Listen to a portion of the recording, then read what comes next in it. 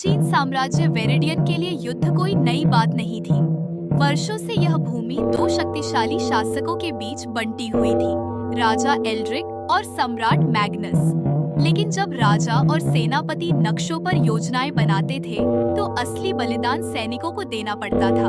इन सैनिकों के बीच एक आदमी था, कैलन। वह कोई महान योद्धा नहीं था, न ही कोई सेनापति, बस एक लोहार का बेटा, जिसे इस युद्ध में लड़ने के लिए मजबूर किया गया था। उसने अपनों को खोते देखा था, जिंदगियां टूटते देखी थी, लेकिन उसने कभी अपनी तलवार से किसी का रक्त नहीं बहाया। एक रात राजा का एक गुप्त आदेश आया। दुश्मन की सीमा पार कर सम्राट मैग्नस के किले से युद्ध की योजनाएं चुराओ। केवल एक आदमी यह कर सकता है जिसे कोई खतरा न समझे। सेनापति ने कैलन की ओर देखा। तुमने कभी लड़ाई नहीं लड़ी, लोहार, यह काम तुम्हारा है। एक व्यापारी का भेष धारण कर कैलन चुपचाप दुश्मन की भूमि में प्रवेश कर गया। वहाँ की गलियां रोशनी और उत्सव से भरी थी।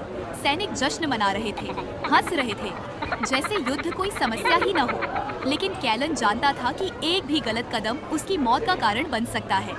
कैलन ने सम्राट के युद्ध कक्ष में युद्ध की योजनाएं खोज ली, लेकिन तभी उसकी नजर एक पत्र पर पड़ी। उसकी आंखें अविश्वास से फैल गईं। यह पत्र राजा एल्ड्रिक ने खुद लिखा था। एक गुप्त संधि पहले ही तय हो चुकी थी। यह युद्ध केवल सत्ता की भूख का नतीजा था। हजारों लोग व्यर्थ मर चुके थे। अब कैलन के पास दो रास्ते थे। वह राजा के पास लौटकर युद्ध की योजनाएं दे सकता था और हजारों लोगों को मरने के लिए छोड़ सकता था, या फिर सच उजागर करके खुद एक गद्दार बन सकता था। उसने कभी तलवार नहीं उठाई थी, लेकिन आज उसे अपने जीवन की सबसे बड़ी लड़ाई लड़नी थी, युद्ध को रोकने की। कैलन कभी वेरिडियन वापस नहीं लौटा। महीनों बाद युद्ध खत्म हो गया, न तलवारों से, न खून बहाकर, बल्कि सच्चाई से। धीरे धीरे राजा की धोखाधड़ी का रहस्य उजागर हुआ और जनता ने अपने शासकों के खिलाफ विद्रोह कर दिया।